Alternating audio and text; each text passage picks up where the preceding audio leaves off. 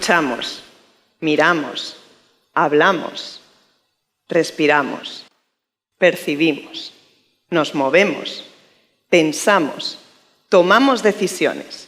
Todo esto y mucho más se lo debemos al fascinante órgano que tenemos aquí dentro, el cerebro. ¿Y cómo consigue el cerebro realizar tantísimas funciones y tantas a la vez?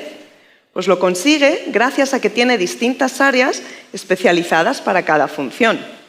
Por eso podemos estar andando mientras que vamos observando y escuchando a nuestro alrededor.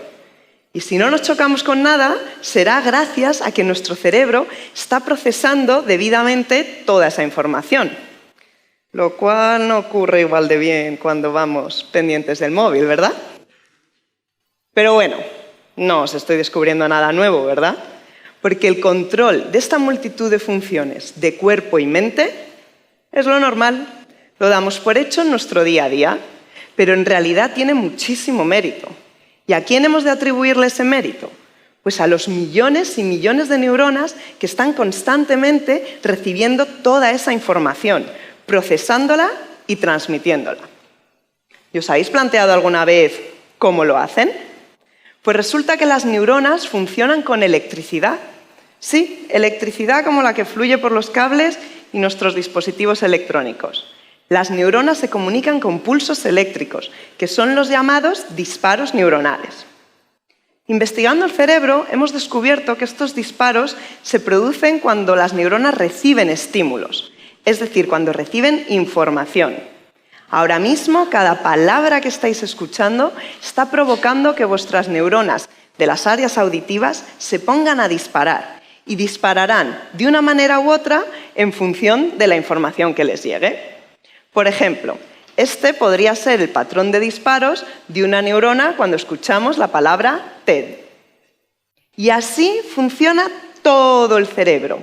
Cada palabra que verbalizamos, cada imagen que vemos, cada movimiento que hacemos, todo lo que pensamos, lo que sentimos, lo que nos lleva a tomar decisiones, a actuar y, en esencia, a ser como somos, todo se traduce en disparos eléctricos neuronales. Lo cual implica que nuestra realidad está determinada por el funcionamiento de nuestro cerebro. Estos disparos eléctricos viajan por las redes neuronales comunicando unas neuronas con otras. Los puntos de contacto se llaman sinapsis y es ahí en la sinapsis donde ocurre el paso de información. Este proceso está regulado por diversas sustancias químicas, como es el caso de los neurotransmisores. Y es que las neuronas construyen en la sinapsis una especie de ladrillos que se llaman receptores, los cuales se activan o desactivan en función de las sustancias químicas que les lleguen. Y aquí ya vamos entrando en materia, porque son muchas las sustancias químicas que pueden llegar a las neuronas. Por ejemplo, a través de los alimentos, los fármacos, las drogas. Y también hay que tener en cuenta nuestra propia química interna, como es el caso de las hormonas, los neurotransmisores, los niveles de azúcar, etc.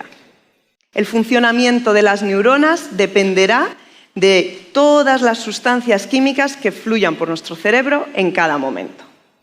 Por ejemplo, cuando estamos bajo los efectos del cortisol, que es la hormona del estrés, nuestras neuronas dispararán de una manera acelerada y por eso notamos estos síntomas de nerviosismo, temblores, taquicardia, etc. Bajo este estado químico cerebral es probable que hagamos o digamos algo de lo cual luego nos arrepintamos. Por eso es tan necesaria la gestión del estrés, para poder liberar a nuestras neuronas de esa intoxicación y que vuelvan a funcionar correctamente.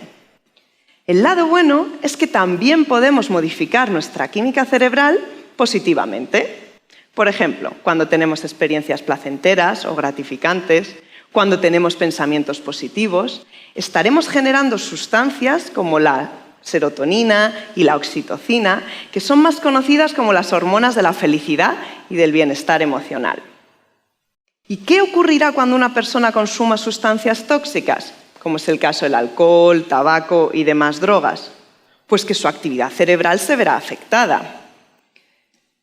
Por ejemplo, cuando una persona esté bajo los efectos de una droga estimulante, como es el caso de la cocaína o el éxtasis, sus disparos neuronales se acelerarán y notarás síntomas psicológicos y de comportamiento como agitación, euforia, impulsividad e incluso alucinaciones.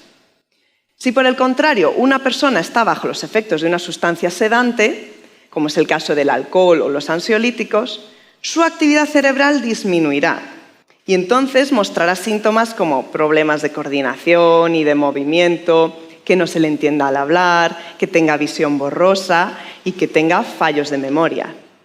Porque cuando nuestras neuronas están intoxicadas, no consiguen funcionar correctamente.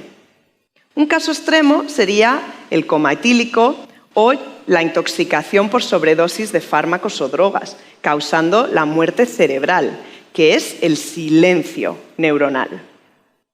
Otra sustancia que también afecta a la actividad cerebral es el cannabis. ¿Sabíais que nuestras neuronas tienen receptores para el cannabis? ¿Y por qué los han construido?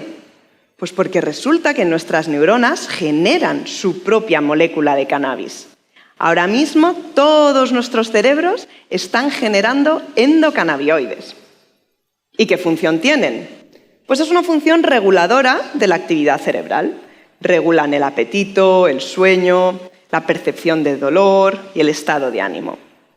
Y es que nuestro cerebro necesita trabajar dentro de un rango de equilibrio químico que sea natural y saludable para que pueda ejecutar correctamente todas sus funciones. Por ello, cuando una persona consume sustancias químicas, se va a alterar ese estado de equilibrio. Las neuronas adaptarán su funcionamiento a la nueva situación química. Y es ahí cuando empieza el proceso de dependencia y de adicción. Cuando las neuronas noten que les llega más consumo, empezarán a construir más y más receptores para así poder aprovecharlo todo.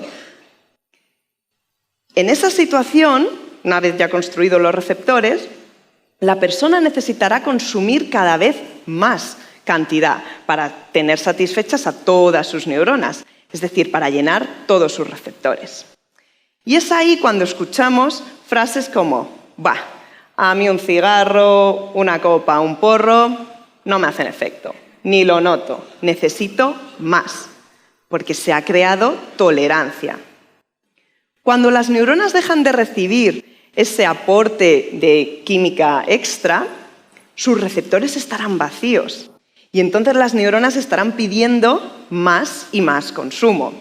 Es ahí cuando se manifiesta el síndrome de abstinencia y escucharemos las típicas frases de «necesito una copa ya» o «qué ganas tengo de salir a fumar». Coloquialmente diremos que esta persona está con el mono. Y en esta condición, la persona va a salir a la búsqueda de más consumo con una gran determinación, que llega a ser una obsesión. Y es que el proceso de adicción modifica también los niveles de dopamina, que es la sustancia cerebral que regula la motivación, la impulsividad y la toma de decisiones. Y ahora quisiera explicaros algo que probablemente os sea de utilidad, porque la mayoría de las personas, en algún momento de su vida, sufrirá algún tipo de adicción. Puede que sea a sustancias químicas, como el alcohol, tabaco, la cafeína, el azúcar, etc. O puede que sea una adicción de tipo comportamiento, como es engancharse a ver series, a los videojuegos, al móvil, a las apuestas, a la pornografía y a ciertas relaciones sociales. ¿Qué os ocurrirá cuando queráis desengancharos?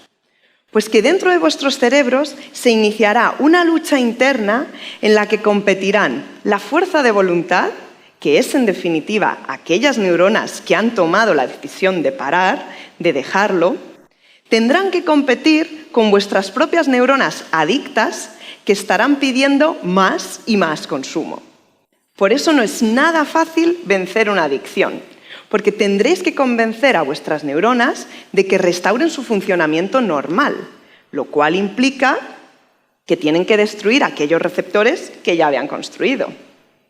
Pero claro, a nadie le gusta derribar una construcción después de haber hecho el esfuerzo de crearla. Y al cerebro le ocurre lo mismo. Por eso el proceso de desengancharse de algo o de desintoxicación requiere de tiempo y de mucho esfuerzo. y en ocasiones se necesitará la ayuda de profesionales y el apoyo de familiares y amigos. Y finalmente, recordad que nuestra química cerebral determina nuestros disparos eléctricos neuronales y todo ello determina nuestros pensamientos, nuestras percepciones, nuestra realidad y, por lo tanto, nuestra vida. Así que os deseo que cuidéis muchísimo vuestra química cerebral para que vuestros disparos neuronales sean certeros y saludables. Muchas gracias.